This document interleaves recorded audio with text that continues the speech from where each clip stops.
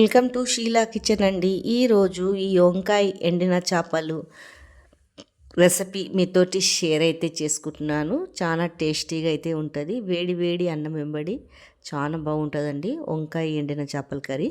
దీని ప్రాసెస్ ఎలా చేశానో చూపిస్తానండి. ఫస్ట్ అయితే మొత్తం క్లీన్ చేసుకొని దాంట్లో వేడి నీళ్ళు అయితే పోసుకున్నాను. మొత్తము ఏమైనా ఉసుక ఉన్నా వెళ్ళిపోతుందండి. మళ్ళీ ఒకసారి చల్ల నీళ్ళతోటి కడుక్కోవాలా. తర్వాత ఇలా డీప్ ఫ్రై అయితే చేయాలండి.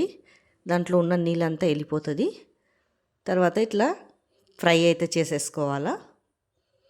ఫ్రై చేసుకొని పక్కకైతే తీసేసుకోవాలండి. దాంట్లోనే 2 పెద్ద ఆనియన్ చాప్ చేసుకొని 2 పచ్చిమిర్చి కోసుకొని ఇలా మంచిగా బ్రౌన్ కలర్లో వచ్చే వరకు ఫ్రై అయితే చేసేసుకోవాలా. అల్లం పేస్ట్ వేసుకోవాలండి. ఈ కర్రీ చాలా టేస్టీగా అవుతుంది.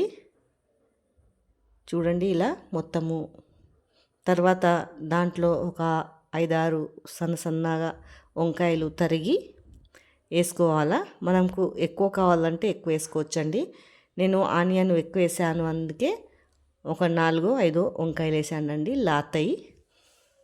తర్వాత దీంట్లోనే మంచిగా ఫ్రై లాగా అయితే చేసేసుకోవాలా. చూడండి కొద్దిగా ఒక 5 నిమిషాలు ఇలా ఫ్రై చేసుకొని ఉంటే మెత్తగా అయితే అయిపోతుంది నూనెలోనే. చూడండి ఇలా కొద్దిగా సిమ్ము మంట మీద పెట్టి మూత పెట్టి పెట్టాలండి. తర్వాత మనకు రుచికి సరిపోయేంత కారం వేసుకోవాలా, పసుపు, సాల్టు తిప్పేసుకోవాలండి.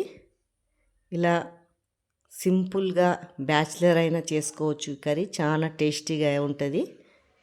చూడండి ఇలా తిప్పుకొని తర్వాత ఒక పెద్ద 2 టమాటాలు చాప్ చేసుకున్నానండి.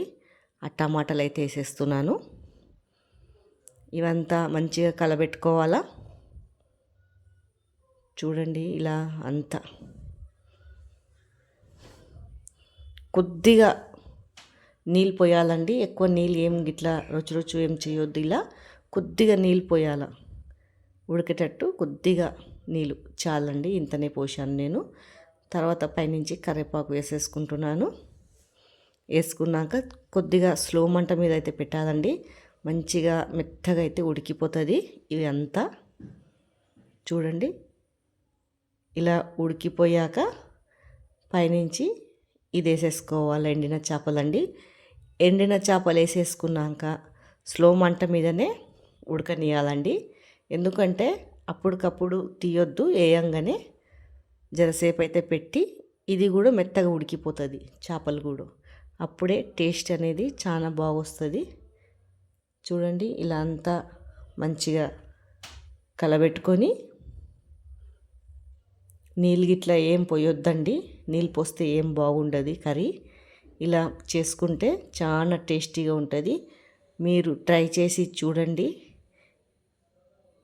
కామెంట్ అయితే చెయ్యండి ఎలా వచ్చిందో కర్రీ.